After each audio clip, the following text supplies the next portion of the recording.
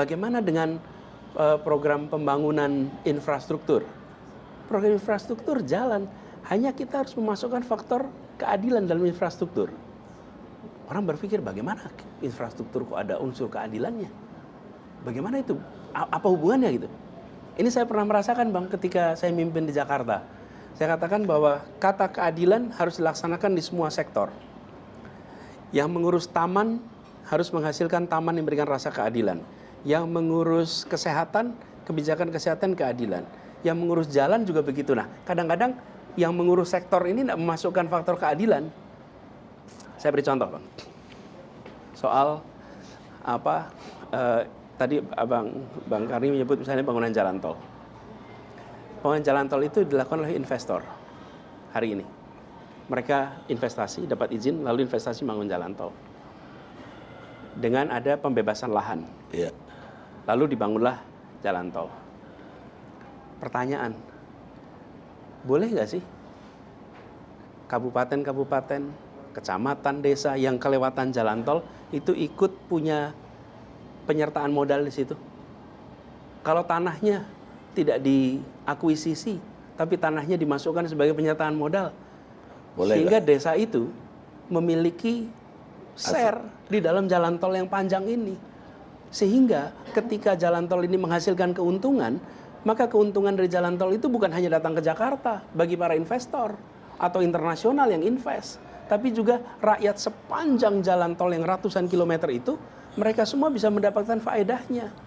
Dan ketika kemudian ada dividen tahunannya bukan hanya berujung di kantor-kantor di Jakarta dan rumah-rumah di Jakarta, tapi biarkan dividen itu dirasakan juga oleh rakyat-rakyat yang ada di sepanjang jalan itu. Contoh nih, jadi bagaimana kebijakan tentang pembangunan itu dirasakan manfaatnya juga oleh mereka yang berada di kawasan-kawasan itu. Jadi begitu nilai itu dimasukkan Bang, lalu aturannya dibuat yang sesuai. Teknisnya harus dibuat. Bagaimana aturannya sehingga, misalnya, kan kalau bikin jalan tol sebutlah pembebasan lahan 80 meter lebarnya. Panjangnya sekian ratus kilometer. Itu lahan itu semua Bang, kalau itu dihitung sebagai penyertaan modal dari rakyat dan hasilnya dirasakan oleh rakyat di daerah situ, maka mereka tidak hanya menjadi penonton atas kendaraan-kendaraan yang lewat di depan kampungnya yang mereka sendiri belum tentu pernah naik tol itu. Tapi mereka akan merasakan kampung kami itu ini bisa dibangun. Kenapa? Karena kami dapat 0,00 sekian persen dari manfaat ini yang kita rasakan. Yang kedua, contoh nih jalan tol aja deh. Rest area. Milik siapa Bang rest area itu? Coba milik siapa Bang? Itu rest area itu Bang luar biasa. Orang kalau jalan tol nggak bisa pilih warung Bang. Hanya ke rest area. Yang punya siapa? Orang Jakarta semua Bang.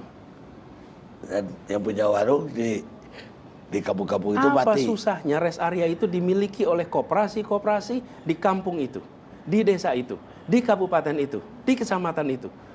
Sehingga mereka mendapatkan manfaat dari jalan tol ini.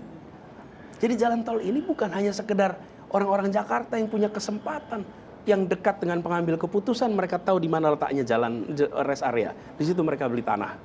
Kemudian habis itu ribuan mobil akan mampir di tempat itu tiap minggu Bang. Rakyat di sana menonton saja. Dan yang pemilik tanah di situ hanya bisa menyesal. Sayang sekali ya, dulu tanahnya saya jual, saya nggak tahu itu bakal jadi rest area.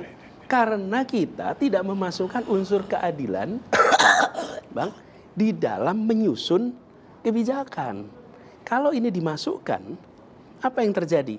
Perintah kepada yang membangun jalan tol, semua rest area, maka itu dibuat sehingga menjadi milik lokal. Faedahnya dirasakan oleh lokal. Kemudian produksi-produksi lokal silakan masuk di situ. Manajemennya barangkali memang harus dari Jakarta. Perusahaan-perusahaan yang ngelola rest areanya. Tetapi manfaatnya, keuntungannya, kepemilikannya jangan lepas semua dari mereka yang tinggal di kampung-kampung itu. Nah, ini Bang yang kami maksud. Ini akan membuat kita merasa punya perasaan persatuan. Saya punya kesempatan yang sama dengan pembangunan jalan tol ini. Jadi bukan jalan tolnya yang dihentikan. Jalan tolnya terus, sebagaimana dimulai ketika Pak Harto dulu memulai jalan tol dengan Jagorawi. Berkelanjutan. Dan di setiap fase ada penambahannya. Nah, kami melihat ke depan penambahannya itu dengan memasukkan unsur pemerataannya, unsur keadilannya, tidak menghambat. Bahkan barangkali yang melindungi jalan tol itu, yang merawat jalan tol itu adalah kita semua. Karena semua yang berada di tepi itu juga merasa ini bagaimanapun juga saya ikut memiliki tempat ini. Dan dapat keuntungan lah. Dan dapat keuntungan.